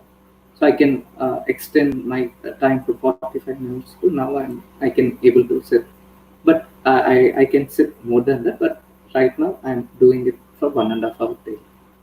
That's my experience. That's brilliant, brilliant, Nitin. And I also want you to ask, I want you to share with everyone about what books to that you recommend, because you are a voracious reader of books. That's how you always update your also knowledge and many things in this path. And can you recommend some books that you personally liked? Yes, sir. I do like a lot of books. Like my first book I read was like Many Lives, Many Masters by Dr. Brian Weiss. So somehow I had that fascination towards life between lives, past life. So I read a lot of books from that genre, but I do read other books like Four Agreements, Toltec Wisdom. That was a wonderful book for everyone. It's nothing related to spirituality, or it's like it's a simple four concepts. Like it's very simple. Everyone in life, if you follow that, that's it. You'll be transformed. Your life will be transformed. Celestial Prophecy is another book. That's a wonderful book.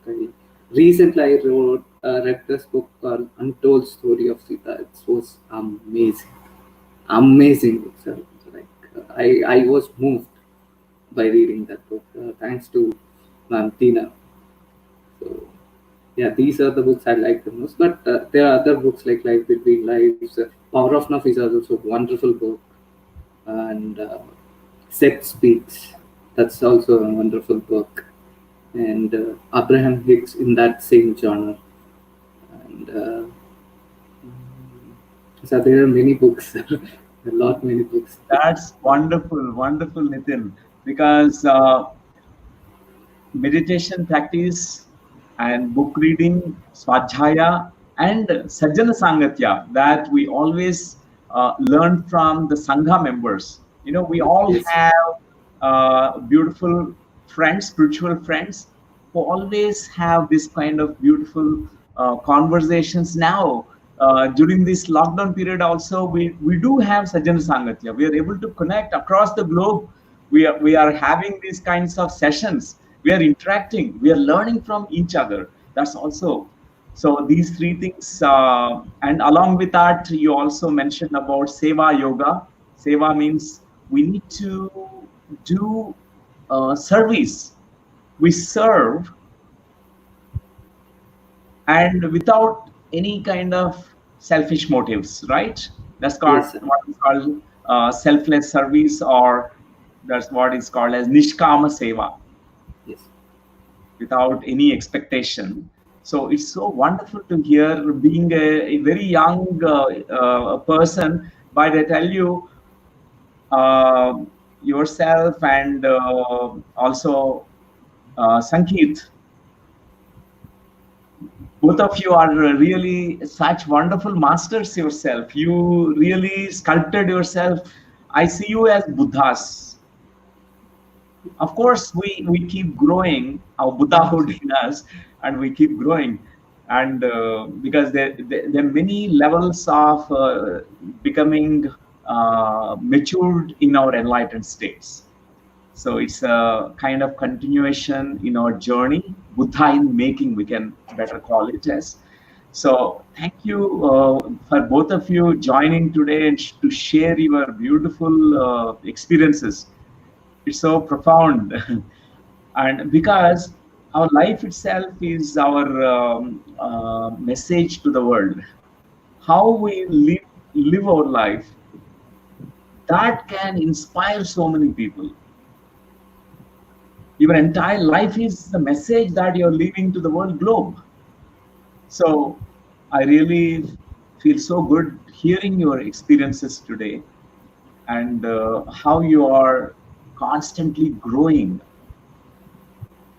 And now we use this opportunity. We all meditate, my dear friends. Today we learned something called the Buddha's path meditation, the Alpha and Omega, which takes you from zero to infinity, zero to hero. It makes you all rounder. With meditation, everything is possible. I'm not just flattering meditation, but it is the truth. Meditation is at the base of the pyramid and also at the top of the pyramid. Nowadays we talk about this meditation, that meditation. They're all not meditations. There are not thousands of meditations. There's only one meditation that's called Anapanasathi. Remaining things are called as creative visualizations. They're not meditations. They're all intentions. For example, I have intention to manifest some goal.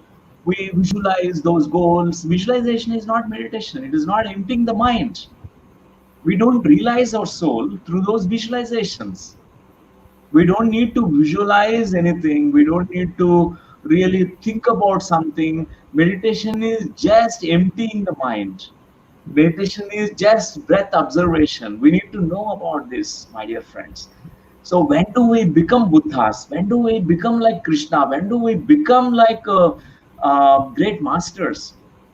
We must become through practice, practice, and practice. There are no shortcuts. One friend is asking this question here. We'll take one question and then we can go into meditation. Sujata Balotia ji is asking, if same pleasant memory comes up every time in meditation, how do we erase it?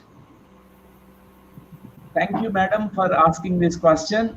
We don't need to erase, delete anything because the past cannot be erased. First of all, past, whether we try to delete it, more we try to push it away, the past will come back with more greater force.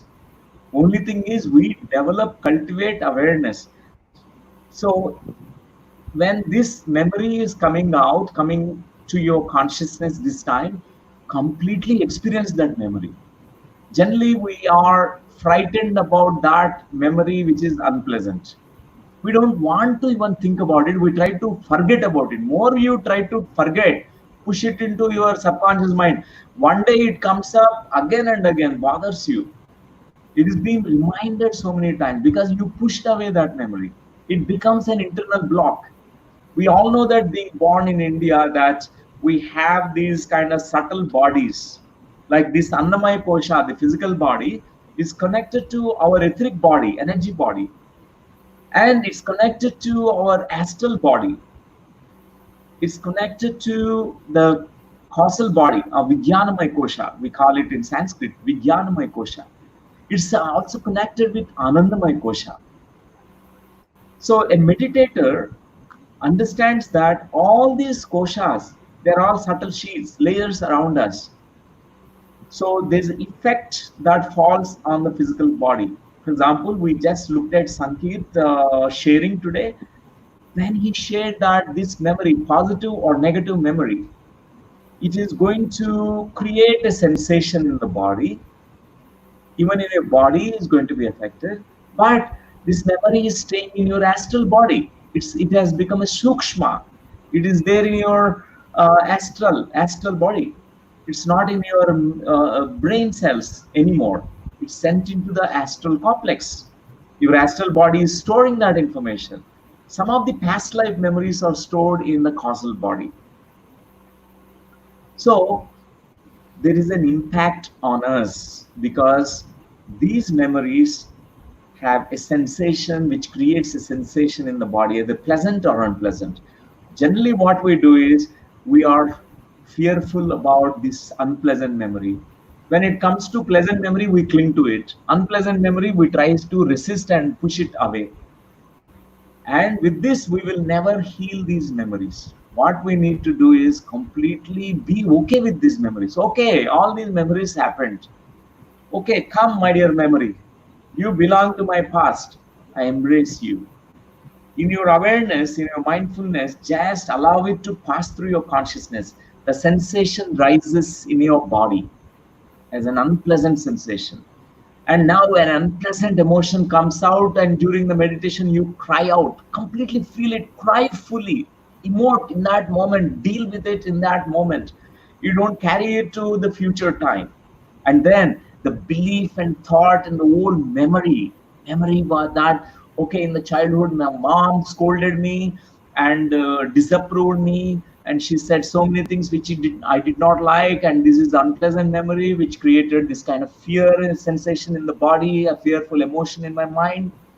This entire thing, when you experience fully in your consciousness, what happens is in that very moment, Nadi Mandal Shuddhi is happening. What is that Antar Shuddhi? Memory is cleaning up. The memory goes through cleaning process.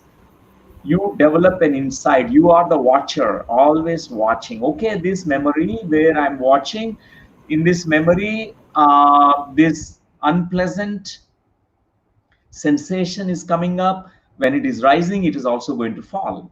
It's coming up and it's going to go. It dissolves, and a feeling has risen and it is going to go away.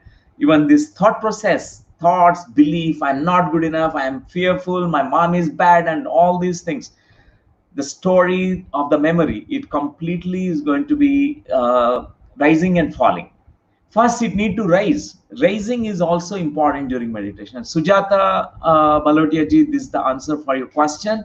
So when next time it happens, for anyone, my dear friends, this is how it need to be processed. Let the memory rise in your consciousness. Don't try to delete it, erase it, push it away. Any memory, it cannot drown us. It cannot make us, die in that moment. Nothing happens because the past is already gone. What is happening right now is You are very mindful, and suddenly this memory is popping up. It's coming into your awareness field. You just allow it to pass through your consciousness, rise, after that it falls. Fully feeling is healing.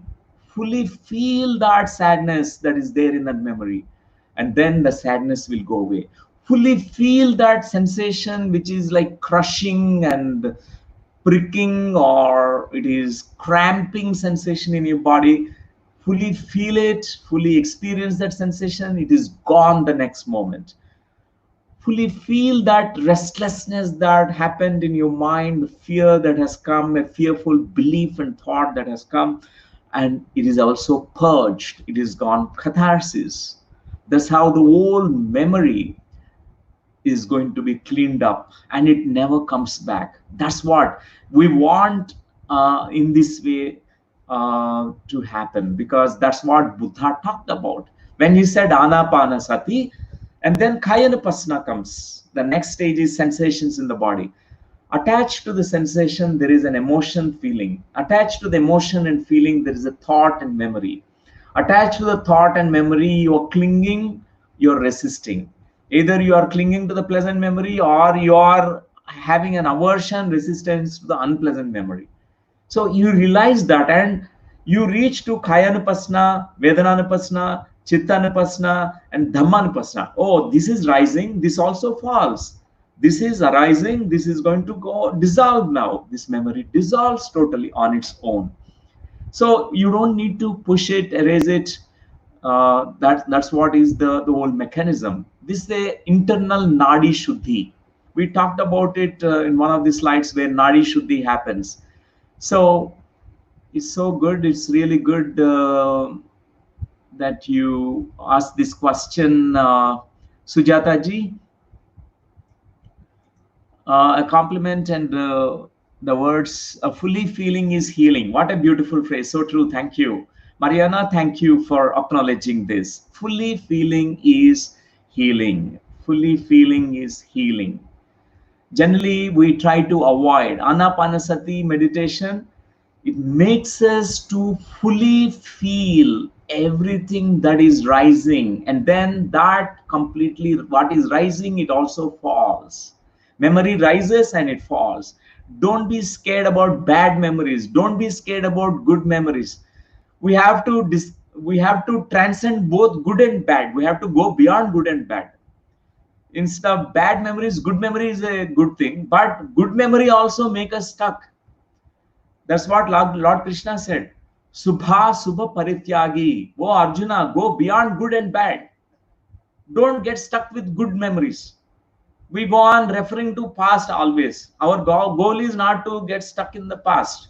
Our goal is to live in the moment and progress, cultivate awareness, move forward, grow in awareness, grow in your experience of enlightenment. That's what is the most important thing. So right now, let us do meditation, dear friends, for some time. It's really beautiful. And we can really, this method of meditation, what Buddha offered to the whole globe, which is the only method of meditation which can really help even any person, any background, any religion, irrespective of wherever, whoever you are, with your nationality you are. We have to sit in a comfortable posture, and you have to join your two hands together, sit like a Buddha. I'll show that picture so that we also understand. So we need to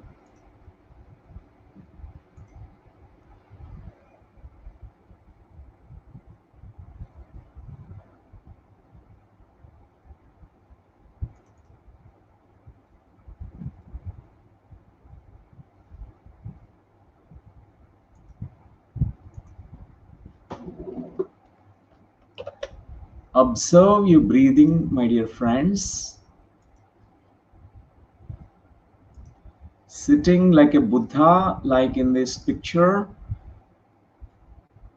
like just like a Buddha. Buddha was sitting in a most comfortable posture. Look at the posture of the Buddha. If you can sit this way, it's good. Otherwise, you can sit in the chair, sofa, does not matter. But you have to always make a circuit in the body. Buddha was clasping his hands, joining his two hands together, keeping it in his lap. Very comfortable way he's sitting. He leaned back onto the Bodhi tree. His legs are crossed. In the same way, you can cross your legs if you're sitting on the sofa or the chair. Close your eyes like just Buddha, how he was closing his eyes, because it's an inward journey. Antarmukha. It is called inward journey. We have to go within. As you close your eyes, I'd like you to notice your in breath and out breath. This is the first observation that we do in meditation after sitting in a comfortable posture. Observe, notice your in breath and out breath, inhalation and exhalation.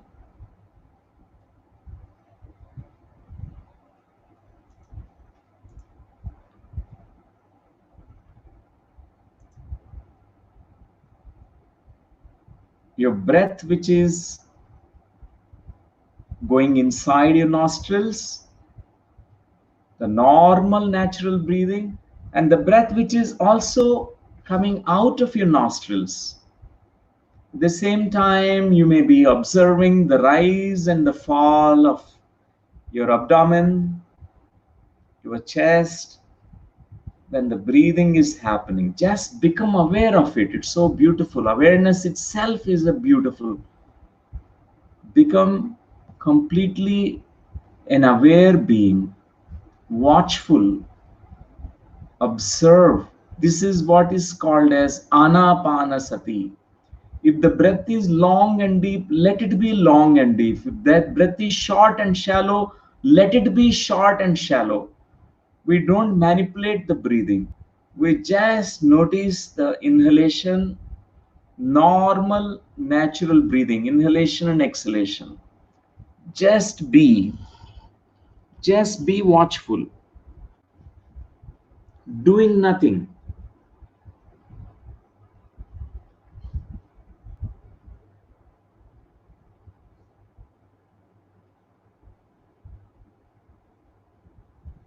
The rise, whatever is rising is also falling. We keep noticing it.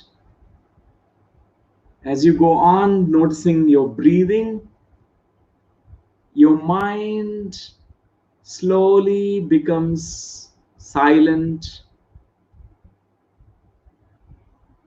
The routine, habitual thoughts, they rise and they fall, they come and go. Just notice everything that's happening in your mind. You are not that what you are observing. You are not that which you are observing. You are that observer in you. You are noticing your breath means you are that observer. You are not your breath. If you are observing your body sensation, it means that you are not the body sensation. You are not the body.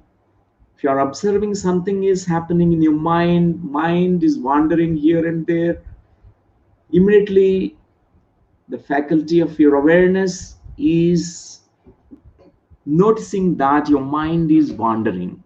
You are becoming aware that your mind is wandering. Your mind is going into the past. Your mind is going into the future. Your mind is clinging to the habitual thinking pattern. And if you go on giving attention to your inhalation and exhalation, your mind becomes empty and silent. Meditation is a no mind, no thought state. When the mind is completely becoming empty and silent, you become just a silent observer. Observe whatever is happening in you. The Kayanupasana is when the energy, cosmic energy, is flowing in the body. Because when the mind is silent, the cosmic energy is being absorbed by Pranamaya Kosha, the etheric body. It flows through all the nadis in your body. You definitely get certain sensations in the body. You don't need to label any sensation, just notice. Notice the sensation which is rising and falling. Rise and fall of all the sensations. Certain sensations are pleasant, certain sensations are unpleasant. If you notice it and immediately become aware, this is a gripping pain that I'm experiencing. In your awareness, you're noticing it. Oh, this is the sensation which is bringing me lightness in my body. Just become aware. And then I would like you to keep on observing, noticing gradually sensations and feelings, emotions rising and falling, certain thoughts, memories coming up and going down, rise and fall. Then just keep on observing the memories coming up into your awareness field, and you don't need to reject the memory, push it away. You don't need to cling to the memory. You just allow it to pass through your consciousness, fully feel it in that moment, whether it's a bad memory or a good memory. Sensation in the body, fully feel it. Emotions passing through your consciousness, whether it is unpleasant emotion or pleasant emotion, whether it is a unpleasant thought or a pleasant thought, does not matter. Positive thought or negative thought, allow it to pass through your consciousness. Fully feeling is relieving, and reliving is relieving. Fully feeling is healing. Just be mindful, be totally aware. Have this deep understanding what Buddha was speaking about, Dhammanupasana. He talked about first Anapanasathi, watchfulness of the breath. He was talking about Kayanupasana, all those sankharas, many lifetimes of these memories which we are carrying in our deeper psyche. It comes up as sensations in the body, certain pleasant, certain unpleasant. And Vedananupasana, he talked about Vedananupasana, the feelings rising and falling. Chittanupasana, the memory complexes, thought complexes coming up and going. Then he talked about Dhammanupasana, the phenomena of impermanence. Everything changes, everything rises and falls, everything is birthed and also going to die. Whatever is rising, it also falls, it dissolves. I'd like you to completely notice it. Be in that your complete awareness. Allow this Dhammanupasana to arise in you, rise and fall. And then we gradually move to the stage of Vipassana. Vipassana is clearly seeing.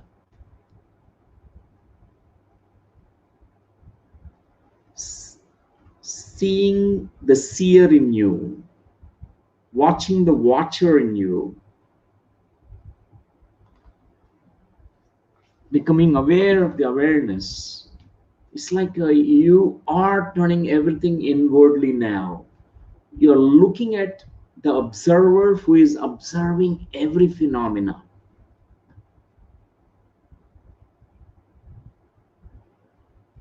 Just give all your attention to that moment when you are reaching to the deep, tranquil space, the space of great mauna, the great emptiness. From this great emptiness, Shunya and Mahashunya, is the space where infinite consciousness is experienced. When you become nothing, you become everything. When you become zero, you become infinite. At this moment, in this great emptiness that you arrived at, the great silence within you, infinite space, infinite consciousness, allow the experiences of the soul to emerge.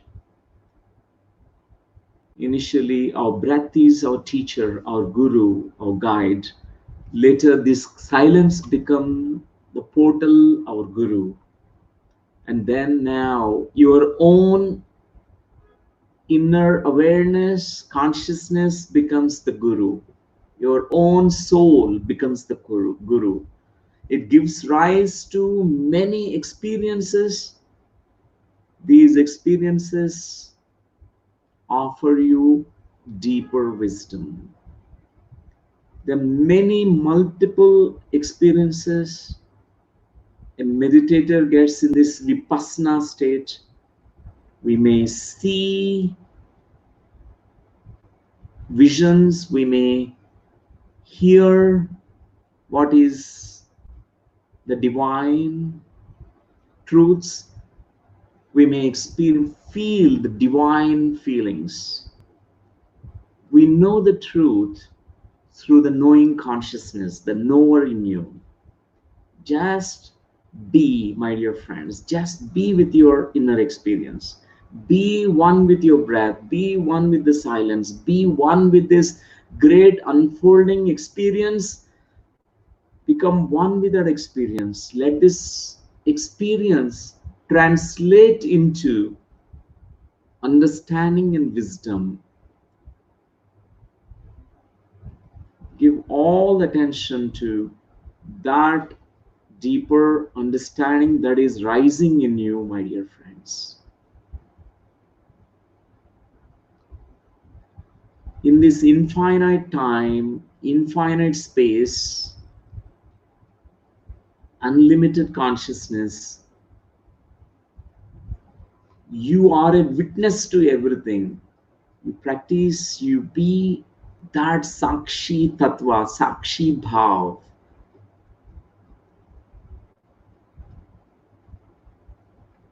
Undistracted, completely focused on your inner experience.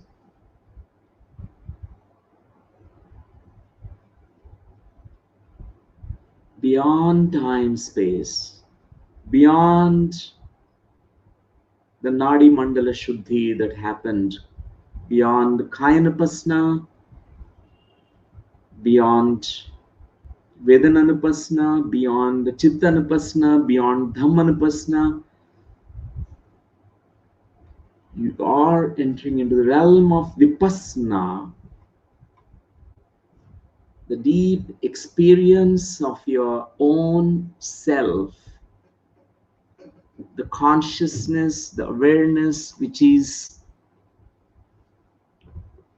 not separate from the existence, the consciousness which is collective. You are that all-pervading consciousness. You are that entire creation. You are that. Just be, be, be.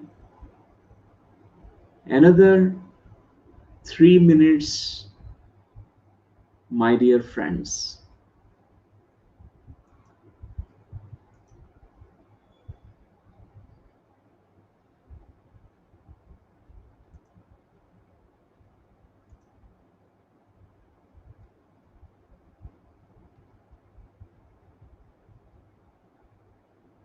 Just be.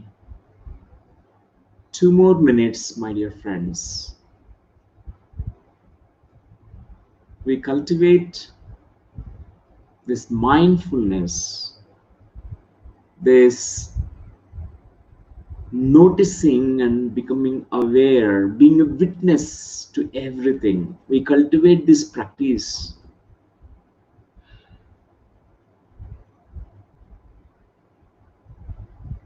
We may tend to sometimes drift into sleep. Immediately notice that you are entering into Yoga Nidra. Notice that you are slowly going into a drowsy state.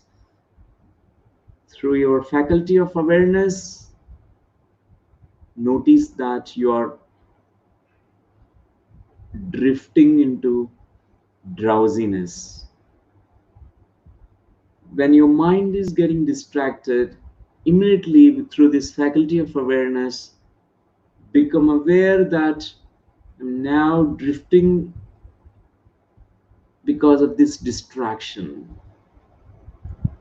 Noticing everything is so essential. One more minute, my dear friends, the last 1 minute. Just be.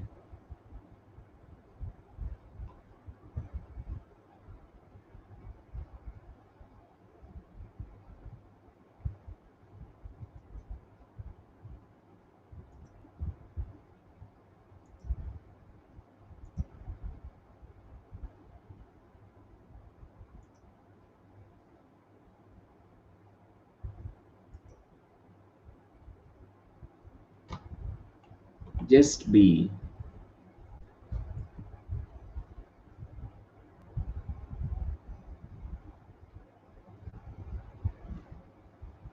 Okay, my dear friends, whenever you are ready, by placing your hands on your eyes, touching your eyelids